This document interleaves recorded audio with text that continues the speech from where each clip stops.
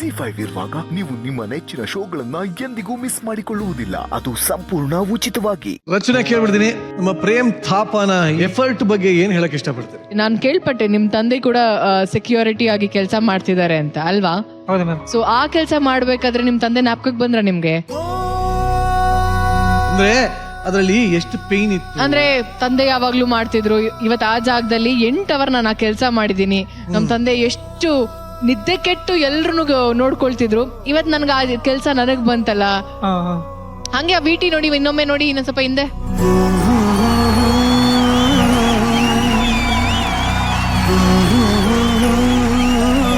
Sir ನಮಸ್ತೆ. Sir ನಿಮ್ ಹೆಸರು ಸರ್? ನಮ್ದು ರಾಜು ಥಾಪ ಸರ್. ರಾಜು ಥಾಪಾ. ಹೌದು sir. Very nice sir. First ನಮಗೂ ಇದು ಜಿ ಕನ್ನಡದಲ್ಲಿ ಕರ್ಕೊಂಡ್ ಬಂದಿದೆ. ಜಿ ಕನ್ನಡ ಅವರು ಎಲ್ಲ ಜಡ್ಜ್ ಅವರು ಎಲ್ಲರಿಗೆ ನಮಸ್ಕಾರ. ನಮ್ದು ಮಗ ಅವರಿಗೆ ಇದು ಇಷ್ಟ ಇರ್ತದಂಗೆ ಕರ್ಕೊಂಡ್ ಬರೋರಿಗೆ ಎಲ್ಲ ಕರ್ನಾಟಕ ಜನ ಅವರಿಗೆ ಎಲ್ಲರಿಗೆ ಧನ್ಯವಾದ.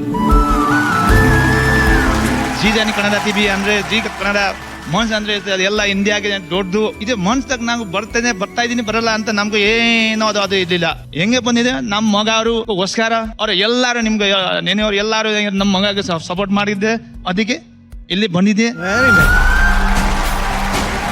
ಕರ್ನಾಟಕದ ಬಂದ್ಮೇಲೆ ನಮ್ಗೂ ಎಲ್ಲ ತುಂಬಾ ಕಷ್ಟ ಇತ್ತು. ಮತ್ತೆ ಇದು ಇವರು ಅದು ಕಷ್ಟ ಇದೆ ಕೆಲ್ಸಕ್ಕೆ ಹೋಗೋಣ ಹೋಗ್ತಾ ಇಲ್ಲ. ಅದೇ ಏನೇ ಡಾನ್ಸ್ ಮಾಡೋದು, ಅದೇ ಆಡೋದು, ಇಲ್ಲಿ ನಾನು ಇದೇ ಮಾಡ್ತೀನಿ ಇದೇ ತೋರಿಸ್ತೀನಿ. ನಾನು ಲಾಸ್ಟ್ ಒಂದ್ಸತಿ ನಿಮ್ಗೆ ಟಿವಿದಲ್ಲಿ ತೋರಿಸ್ತೀನಿ ಅಂತ ಇವರು ಹೇಳಿದ್ದು.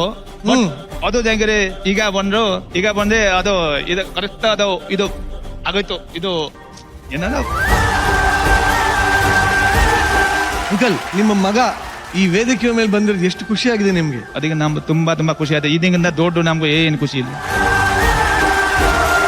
ಇನ್ನ ನಿಮ್ಮ ಮಗನ ಮೆಂಟರ್ ಆಗಿ ವಿಜಯಲಕ್ಷ್ಮಿ ಅವರು ತುಂಬಾ ನಮ್ಗೆ ಖುಷಿ ಆಗಿದೆ. ಅವ್ರಿಗೂ ತುಂಬಾ ಸಪೋರ್ಟ್ ಮಾಡಿದೆ ಅವ್ರು. ಅದು ಏನ್ ಜನ ಒಟ್ಟು ಮಾಡ್ಬಿಡಿ, ಧೈರ್ಯ ಇರ್ಬೇಕು. ಧೈರ್ಯ ಮಾಡಿದ್ರೆ ಒಂದ್ ದಿವಸ ಸಕ್ಸಸ್ ಆಗುತ್ತೆ. ನಾನು ಎಲ್ಲರಿಗೂ ಹೇಳ್ತೀನಿ, ಯಾಕಂದ್ರೆ ನಾನು ಕಷ್ಟ ಮಾಡ್ಕೊಂಡು ನಾನು ಬಂದಿದ್ದೀನಿ. ನಮ್ಗೆ ತುಂಬಾ ಕಷ್ಟ ಇತ್ತು. ಕರ್ನಾಟಕ ಬಂದಿದ್ದ ಟೈಮ್ದಲ್ಲಿ ತುಂಬಾ ಕಷ್ಟ ಇತ್ತು. ನಾನು ಒಂದೊಂದು ಟೈಮ್ ಊಟನೇ ತಿಂದಿಲ್ಲ. ಒಂದೊಂದು ಟೈಮ್ ನಮ್ದು ಮಲ್ಗಿಗೆ ಜಾಗ ಇರಲಿಲ್ಲ. ಅಯ್ಯೋರ್ಗು ಚಿಕ್ಕ ವಯಸ್ಸಿತ್ತು. ಅವ್ರಿಗೆ ನಾನು ಅದು ಕಟ್ತಾ ಇದ್ದಾರೆ ಬಿಲ್ಡಿಂಗ್ ಗೋಡೆಗಳಿಗೆ ಕೆಳಗಡೆ ಅದು ಮಣ್ಣು ಇರ್ತಾರಲ್ಲ, ಮಣ್ಣು ಹಂದಿ ಮಣ್ಣು, ಅದು ಮಣ್ಣು ಮೇಲೆ ಅದು ಗೋಣಿ ಚೀಲ ಹಾಕಿ ಅವ್ರಿಗೆ ಅಲ್ಲಿ ಮಲ್ಕೊಂಡಿದೆ. ಅದೇ ತರ ಕಷ್ಟ ಇತ್ತು ನಮ್ಗೂ. ಬಟ್ ಪ್ರೇಮ್, ನಿಮ್ ತಂದೆ ಇಷ್ಟೆಲ್ಲ ಕಷ್ಟಪಟ್ಟು ನಿನ್ನ ಇಷ್ಟು ಚೆನ್ನಾಗಿ ಸಾಕ್ಯಾರೆ. ಯಾವತ್ತಾರು ನಿಮ್ ತಂದೆಯ ಇಷ್ಟೆಲ್ಲ ಕಷ್ಟಗಳ ಬಗ್ಗೆ ಯೋಚನೆ ಮಾಡಿದ್ಯಾ?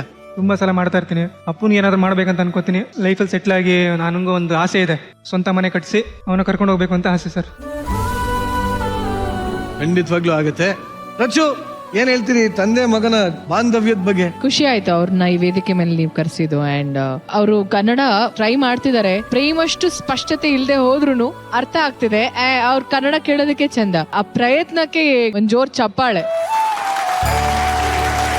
ಒಟ್ಟಲ್ಲ ಅವರು ಫಾದರ್ ಏನ್ ಮಾತಾಡಿದ್ರು ಅದು ಮನಸ್ಸಲ್ಲಿ ಹಂಗೆ ಇದ್ದಿತ್ತು. ಏನು ಅದ್ರಲ್ಲಿ ಏನು ಇಡ್ತಾ ಇಲ್ಲ. ಭಾಷೆ ಬರುತ್ತಾ ಭಾಷೆ ಬರಲಿಲ್ಲ ಅನ್ನೋದಕ್ಕಿಂತ ಏನು ಹೇಳ್ಬೇಕು ಅನ್ನೋದನ್ನ ಪೂರ್ತಿಯಾಗಿ ಮನಸ್ಫೂರ್ತಿಯಾಗಿ ಹೇಳಿದ್ರಲ್ಲ, ಅಷ್ಟೇ ಅವ್ನು ಕಲಿಬೇಕಾಗಿರೋದು. ಬೇರೆ ಎದ್ಕೊಂಡು ಮಾತಾಡೋಂಥದ್ದು ಏನಿಲ್ಲ ಇಲ್ಲಿ. ಓಕೆ, ಅಷ್ಟು ಕಲ್ತ್ರೆ ಸಾಕು.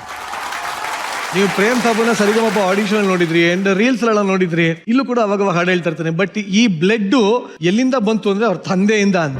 ರಾಜು ಥಾಪಾ ಅವರು ಕೂಡ ಅದ್ಭುತವಾಗಿ ಹಾಡು ಹೇಳ್ತಾರಂತೆ. ಪ್ರೇಮ್, ನಿಮ್ ತಂದೆ ಅದನ್ನ ಹಾಡು ಹೇಳ್ತಾರಾ? ಅಮ್ಮ ಆಗಿದ್ರೆ ಕನ್ನಡ ಸಾಂಗ್ ಆಡಿರೋರು, ಅಪ್ಪನಿಗೆ ಕನ್ನಡ ಸಾಂಗ್ ಬರಲ್ಲ, ನೇಪಾಳಿ ಸಾಂಗ್ ಆಡ್ತಾರೆ. ನನಗೆ ನೇಪಾಳಿ ಭಾಷೆ ಚೆನ್ನಾಗಿ ಬರುತ್ತೆ. ನಾನು ನೇಪಾಳಿ ಸಾಂಗ್ ಆಡ್ತೀನಿ. Very good uncle.